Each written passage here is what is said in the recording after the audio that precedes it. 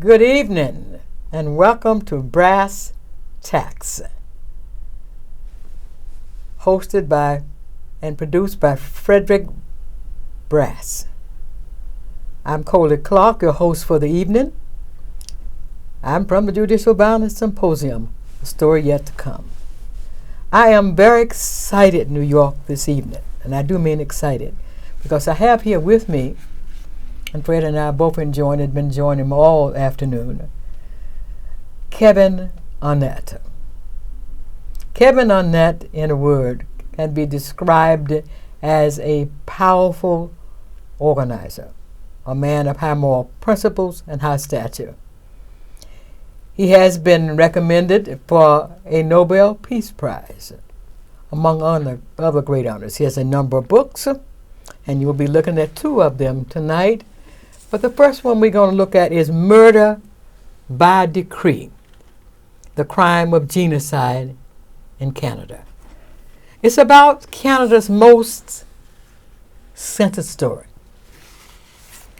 the holding on to a vicious cycle of lies about crimes that have lasted for more than a century, but certainly across most of the last century coming into this century before Kevin exposed it to the entire world. And that is a crime of genocide against natives and native children. Kevin's best focus has been on those native children. Murder by decree. State-sponsored violence. State-sponsored violence. And so I'm going to be talking tonight with Kevin about the true meaning of this remarkable document that he has put together. It's a counter report to the Truth and Reconciliation Commission's report. And what's great about this one is that Kevin documents detail for detail, including pictures, statements from the natives. We just go straight through. It's a work that every one of us has to read. We have to read this book. We owe it to ourselves to read this book in light of the recent expose in the United States, the recent expose with Harper's Magazine on America's violence against Africans in the United States, against Black Americans in the United States. This is certainly a complementary crime, if not a greater crime. But when you see the story of children between 1923 and 1996 actually being destroyed, and this man actually proves it. He doesn't just talk. Kevin documents, case by case, study by study, individual by individual, and of course, he pays the price. But tonight, Kevin, let's start talking about murder by decree. Murder by decree, the crime of genocide in Canada, and why the Canadian government has censored this story. Kevin, talk to me. It's always good to have you, as always. It's always good to be here. I don't know, Kevin. This stuff is so heavy that it's hard to even here. just sit and chat with you about it, because we're talking about human beings. Yeah. We're talking about the lives of people, and ultimately we're talking about the environment. It's all part of the same crime, you know. I look at this and I reflect back 20 years now, because that's when it started for me. Yes. I was a pastor on the west coast of Canada, and I began to give a forum for Native people in my church. I thought that's part of my job. You know, welcome in the stranger, welcome in those we've wronged. And with Native people, when you give them a forum, they start talking. They take that invitation seriously. So from my pulpit, this would have been between the years 1993 and 95, over 20 years now, we began to hear the stories for the first time about children being killed in these Indian boarding schools run by the Catholic, United, and Anglican Church of England schools, backed by the Canadian government right up to 1996, where the death rate was over 50%, decade after decade. And nobody had talked about that until, I began to publish this after the church fired me. one of the things that the church fired you. Yes, we'll get to that. Ahead, of course, we'll get to that. We'll come to that. This is New York. This is from the government's own archives. It's a and again, murderbydecree.com is a website. People can look at this themselves. It's a report by a guy called Dr. Peter Bryce, and he was the chief medical officer for the Canadian government when it came to Indians. You'll notice there, this is described in the Blood, CE means Church of England school, in Alberta, where 38 children were alive and 36 were dead. So that's a 50% death rate. That's in the year 1909. 40 years later, you've got the same death rate. Same death rate. This high death rate. Now, running half the children. That happened because they were taking the healthy children, locking them in the same dormitories as the kids, dying of tuberculosis and smallpox, never treating them. And that practice happened in 1909. It happened 50 years later as well. It was constant. Now, today the Canadian government and churches say, well, it's unfortunate so many children died, but we weren't trying to do it. Well, then how come they were locked at sick and the healthy 50 years apart? The same practice is going on. Obviously, it's intentional. It's a way to get rid of the natives because they wanted the land, especially in Western Canada. Well, I mean, how do you, as a school administrator, Kevin, did you talk with any of the administrators at all? You know, after the lawsuits began about this, and I was actually helping the first group of natives who ever sued the Church as a government in Canada back in 1995. And eventually it caused the first legal decision in Canada. It was called the Brenner decision in the British Columbia Supreme Court. And the first group of natives who were suing had been in my congregation. So I was giving them advice and encouragement. And, you know, the very first person who began to tell these stories said, I saw my best friend killed in the school, and then they buried him in the hills behind the school, and they all know about it. All the church people know about it, and they don't want us in their churches for that reason. Now, as soon as that story broke, not only was I tossed out of the church and they made my life total hell, but they clammed up. So nobody in the churches or governments would say a thing. The lawyers took over, as they still do, and no one was allowed to say anything. So I very rarely would meet any of the white people who actually worked in these so-called schools. Although once a woman called Marion McFarlane stood up at one of our forums and described how she had seen children beaten to death and buried out behind the school. Whoa, no. Slow me down. Mrs. McFarlane testifies that she has seen children actually physically beaten to death? Yes.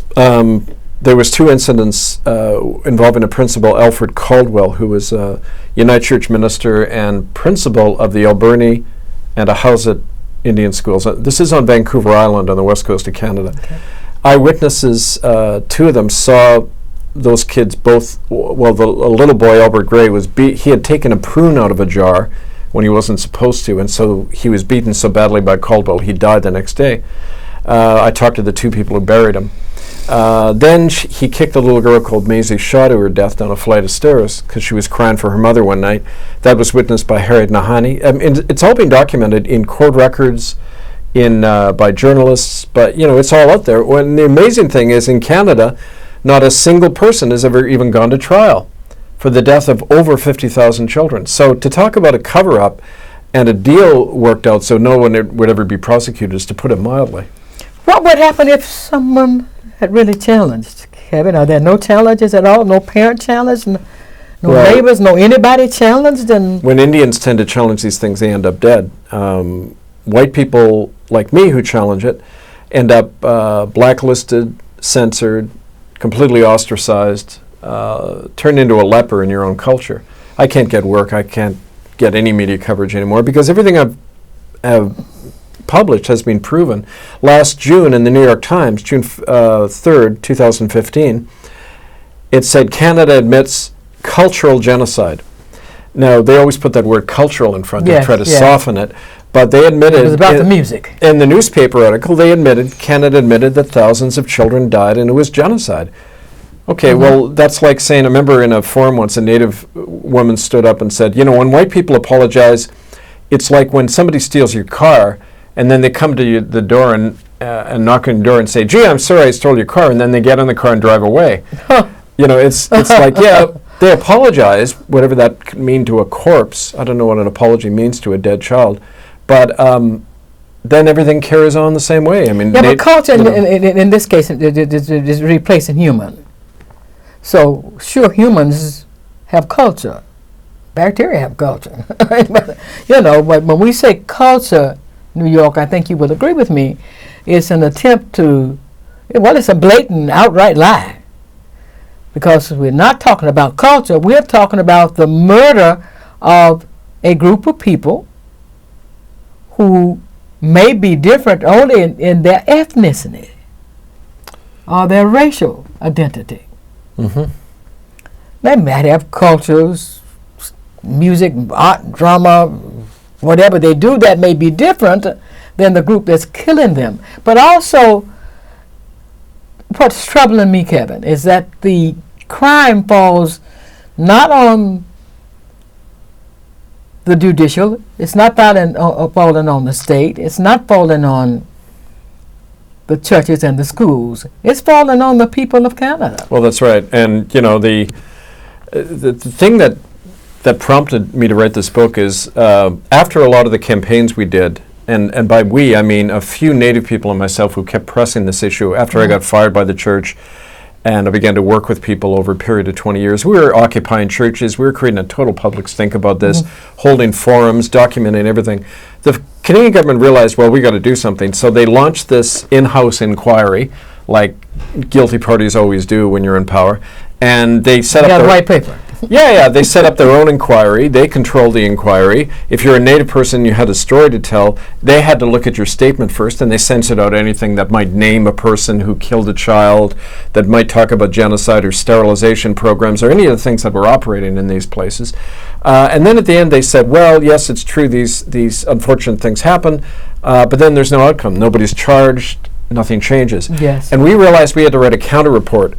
And in fact, what this work does is it shows and publishes the material the Canadian government actually censored out of their stuff. And a perfect example is that death record I showed you, where the death rate was constant over decades. That figure in itself shows that it couldn't have been accidental. If you have half the children dying 50 years apart, obviously it's deliberate, or the conditions would have been improved and the death rate would have gone down. But we also found in the document... it's one hell of a coincidence. Well, I mean, it's a simple logic. They were trying to depopulate whole areas under the guise of religion and education. And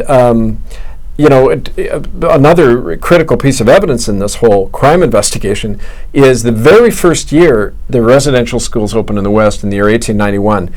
I published records showing that even in that first year, 2/3 of the children were dying. Now, in other words, this isn't a disease that's gradually building over time. Bang, the very first year they're together in the schools, half to 2/3 of the children die off. Now that 1890 period is also a period for yellow fever and tuberculosis has come in, smallpox. So they're not dying from these diseases. They are, well, when you look at the death rate on the Indian reservations at the time, it was around 5 to 7%. You go into an Indian school and it's 50%. Oh my God. So, in other words, these are death traps, and yet the government makes it a law that the children had to be in them. They abolish medical inspection. They make the churches the legal guardian. They bring in programs to allow the sterilization of Indians, and Indians are not allowed under the law to even hire lawyers during this time. So it's all of that. When you put all those facts together, it's clear the state and the church were working together to wipe out as many natives as possible in these schools. Natives can't hire a lawyer. No. And this is a period from 1890 to what, about 1920? That didn't change till the 1950s, actually. Oh, to the 1950s. Indians weren't citizens in Canada till the 1960s.